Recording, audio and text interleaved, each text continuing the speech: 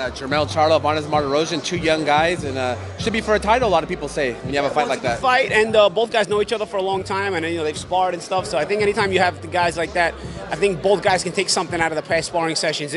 People will diminish sparring sessions a lot, but when you sparred a lot of rounds with a guy, I think you can both take positives out of your past sparring sessions. And I think aside from knowing each other well, I think that can kind of build into a pretty good fight.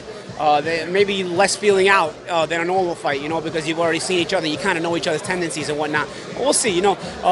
On paper, it's also a good fight because both guys have good records and both guys can fight. And it's not just on paper. They can actually fight. We've seen them fight and they know how to fight. Paulie, when we talk about the Charlo twins, Jermell and Jamal, are we talking about two good fighters or two guys that can one day be on top of the 154-pound division? The thing about 154 is it's so deep. If 154 was your average division, which your average division still has some good fighters, but if it was your average division, I think Jermell and Jamal could easily be the top of that division. But at 154, they certainly have the talent to be at the top of any division, but 154 is going to test any fighter in that weight class because 154 has a lot of talent, a lot of good fighters, a lot of different styles. So to be at the top of the 154-pound division, it's going to test you a little bit more than to be at the top of, say... 135. 135, exactly.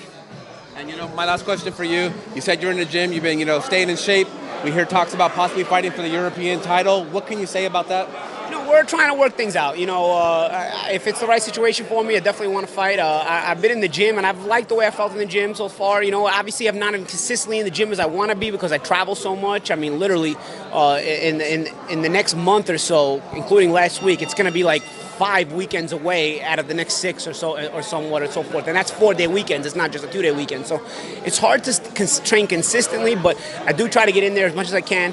I have started sparring, and I haven't felt too bad in sparring, all things considered. Obviously, a lot to work on, but hey, we'll see. We'll see if I can get in there consistently.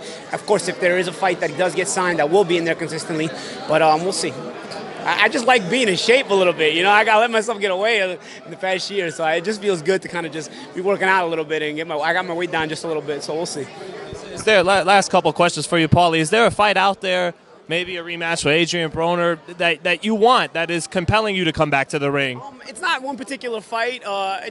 Sometimes you just miss the competitive spirit of being in there and, just missing the fans and missing just that fire in you, as a competitor, I don't think it ever leaves you. And you kind of, when you're young, you kind of start to think like, man, one day you get tired of making weight, you get tired of getting punched in the face. You do get tired of it, but then as you're away for a while, it kind of starts to come back with you. And I kind of, this is how I describe it. I remember at this time, a year ago, maybe a little after this time a year ago, because I hadn't fought Porter yet. But after the Porter fight, I remember watching fights and just seeing intense exchanges that went out, and I would just be like, man, thank God it's not me anymore. Better them than me. You know what I mean? Better these guys than me. But then it's you kind of start to flip the switch. Months go by and you kind of start to flip the switch, and now it's little by little it becomes man, I wish I could feel that again. I wish I could feel that intensity again, that competitive fire again. So it's weird. It's just subtle, but it's weird, and it starts to come back and shift. So I don't know if it ever leaves you completely.